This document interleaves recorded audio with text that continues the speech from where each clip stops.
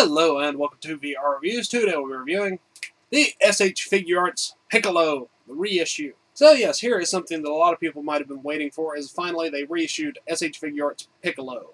Now I do have the SDCC version, which I do prefer, but Piccolo is one of my favorite Dragon Ball Z characters, so I figured I'd go ahead and get this version of him too.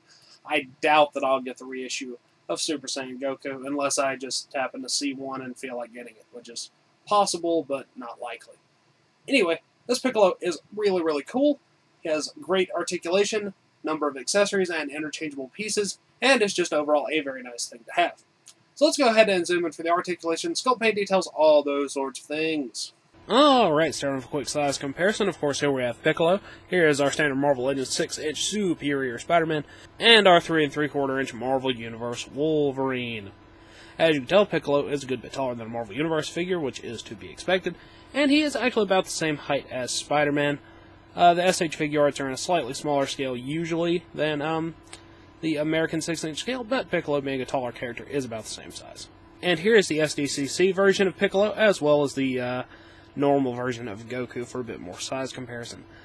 Now, the main differences between the SDCC Piccolo and this one are color. Well, that's really the only differences.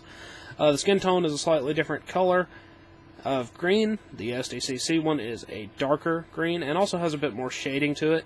And then the patches on him are pink with red, and the patches on the normal release are yellow with red, and the shoes are a slightly different color, and the tunics are slightly different shades of purple. And that's pretty much the main points of it.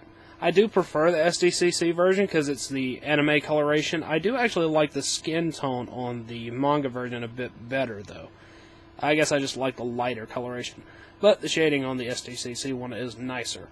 And just in general, overall aesthetic, the SDCC one looks better. But they are both very, very cool, especially if you like Piccolo. Also, as you can tell, Piccolo is a bit taller than Goku, and that makes perfect sense, as Piccolo is a fairly tall character in the show. He actually, if anything, should be a bit taller. Anyway, let's get the other two out of here and just look at the normal Piccolo. Alright, moving on to our 360 spin. Here you can see Piccolo. His outfit is mostly a lightish purple. He has a red belt around his waist, which is a separate piece. His skin is green, and his arms have a very sort of liney, veiny kind of texture to them. And then they have the little yellow rigid patches with little red outlines. He also has red outlines on his wrists. He has fist hands on right now, but of course he has some extra ones that we will look at later. His pants all have very nice little sculpted lines and creases in them. They all look very cool, except for on the back where the hinges are, but you most likely aren't going to see those once you have him post. His shoes are a very, very light brown and have some little hatched black lines in them to make them look very manga or anime-esque with a little, line work. Looks pretty cool. All in all, very nice aesthetic, very nice representation of this particular color scheme of Piccolo. Let's go ahead and zoom in on the head sculpt really quick. Alright, here are all three of Piccolo's head sculpts. You have his angry looking off to the side head. It has lots of little veins on the head. Of course, you also have the antennas and the pointed ears. That one's mostly useful for, energy attacks, specifically the special beam cannon, probably. Then you have his turbaned head, which has a white and purple turban atop, and a fairly calm, sort of stern expression on the face, which is essentially a turbaned version of the head that is right next to it there, with the stern expression, but of course it has the antennas as well, as not having a turban. So those are all very cool, and you can get him into several different types of poses with those heads. Now let's go ahead and move on to some articulation. Articulation-wise, Piccolo is exactly what you should be expecting from an SH Figuart. His head is on a ball disc, so that will rotate and hinge in and out. His neck moves around, pivots side to side, and forward and back. His arms are in socket ball joints, so those move in and out and forward and back. And then his little shoulder pad pieces move around to hide the joint. Bicep cut, double joint elbows, ball hinge wrists that rotate and move in and out. He has the popping out diaphragm joint, flexes in and out, forward and back, rotates, all those sorts of things. Hips drop down, move forward and back, in and out. Double jointed knees, and then he has ball pegs and ankles that rotate and hinge in and out. And he has his toe joint. So, yep, pretty much every point of articulation you should be expecting to see from a SH Figuart.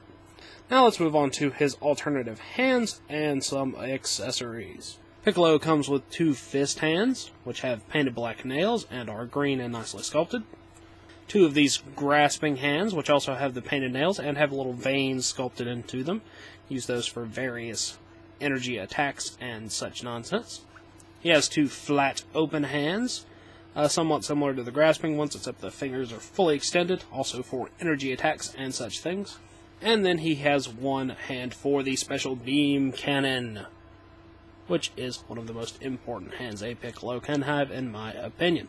Also, if Piccolo knew how, you could make him use instant transmission with it.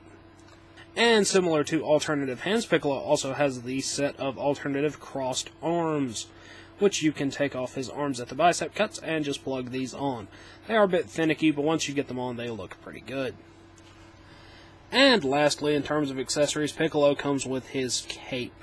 It has 2 different front pieces. One is for if you're using the crossed arms, which would be this one, and the other if you are not using the crossed arms. You simply peg those into the underside of the cape, and they blend in fairly well. To get the cape on, you pretty much just slide it over his shoulders and push it down, and it'll stay there. It inhibits the shoulder articulation a little bit, but for the most part, he retains full mobility. Unfortunately, the reissue of Piccolo did not allow him to come with any stands, so that's a bit annoying, so you'll have to get your own Tamashii stands if you want to have something to display him flying with. So that's all for Piccolo's accessories. Now let's move on to the packaging. Piccolo comes in the standard packaging for the SH Figuarts Dragon Ball Z figures. I don't know if there are any significant differences between this one and the official release packaging. It looks roughly the same, but there are probably some minor differences that I have not bothered to look up. SH Figuarts, Piccolo, get your little pixelated Piccolo over there. Various logos, Tamashii Nations, Dragon Ball Z, Funimation, Tamashii Nations, Bandai, all those sorts of things. Continuation of the pixelated image on that side, and a picture of the figure on that side. A little bit of posing on the back, as well as some stuff that's in Japanese that I cannot read. As always, these are good for in or out of package display, so yeah, Piccolo. Alright, that wraps it up for Piccolo, so until next time, goodbye! Hello, you've just watched one of my videos. Feel free to like, comment, and subscribe if you enjoyed my videos. If you didn't, run away and never return.